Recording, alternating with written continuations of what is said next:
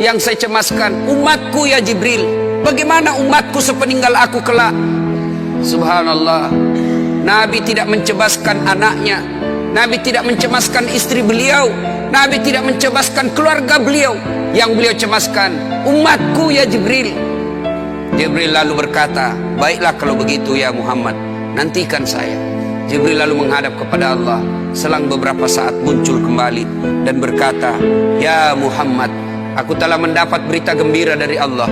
Meskipun engkau sudah tidak di tengah-tengah mereka, meskipun engkau sudah tidak berada di tengah umatmu, selama umatmu berpegang kepada Quran dan Sunnah, mereka akan selamat dunia sampai di akhirat.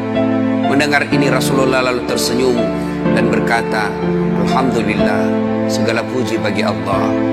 Malaikat pencabut nyawa, silahkan laksanakan tugasmu. Jibril mundur, majulah malaikat pencabut nyawa melaksanakan tugas dan berkata, kalau bahasa kita, ya Muhammad, maafkan saya, saya tidak mampu melakukan ini, tapi ini perintah dari Allah. Lalu Nabi bersabda, laksanakan tugasmu, saya pun siap melakukannya.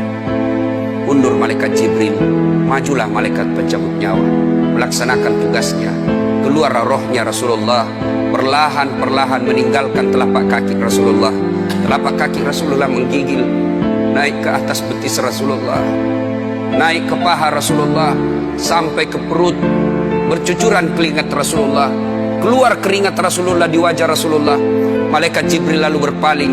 Nabi lalu bersabda, wahai malaikat Jibril, kenapa engkau palingkan mukamu?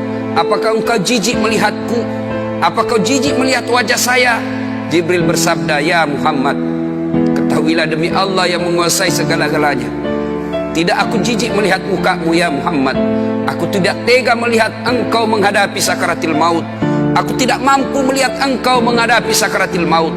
Nabi lalu bersabda, ya Jibril, ketahuilah, andai saja Allah tidak cinta kepadaku, andai saja Allah tidak sayang kepadaku, betapa sakitnya sakaratil maut ini. Tapi aku mohon kepada Allah, ya Allah, jangan engkau timpahkan sakitnya sakaratil maut ini kepada umatku. Bebankan seluruh penyakit sakaratil maut ini, bebankan seluruh sakitnya sakaratil maut ini hanya kepada aku. Jangan engkau berikan umatku ya Allah. Begitulah cintanya Rasulullah kepada kita. Perlahan-lahan sampai ke tenggorokan, sampai ke tenggorokan ruh Rasulullah. Habis menggigil seluruh badan Rasulullah, ditinggal ruhnya. Lalu di penghujung bibir beliau mengucapkan, pelihara solat kalian, pelihara solat kalian, pelihara solat kalian. Yang kedua Rasulullah berpesan, pelihara wanita di antara kalian, pelihara anak-anak gadis kalian, pelihara istri-istri kalian. Dan yang terakhir beliau ucapkan, tidak satupun keluarga yang diucapkan. Beliau tidak mengucapkan Khadijah, Khadijah. Beliau tidak mengucapkan Aisyah. Beliau tidak mengucapkan Hasan, Husain. Siapa yang diucapkan? Ummati, ummati, ummati. Berangkat Rasulullah.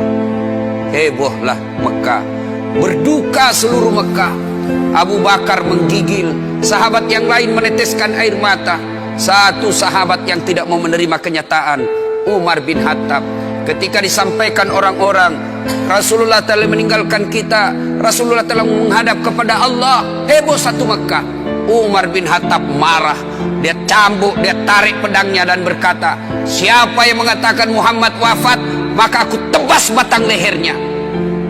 Umar tidak bisa, Umar tidak mampu menerima kenyataan Rasulullah berpisah dengannya. Dan Umar mengamuk, siapa yang mengatakan Muhammad mati, saya tebas batang lehermu. Tampil Abu Bakar Siddiq berdiri di depan rumah Rasulullah dan bersabda dan berkata, siapa yang menyembah Muhammad, sesungguhnya Muhammad telah menghadap kepada Tuhannya. Tapi siapa yang menghadap menyembah Allah, Allah tidak akan mati, Allah akan abadi selama-lamanya. Mendengar ini lunglai seluruh badan Umar, jatuh sempoyongan, tidak mampu berdiri. Begitu menyadari Rasulullah telah meninggalkan. Begitulah para sahabat mencintai Rasulullah.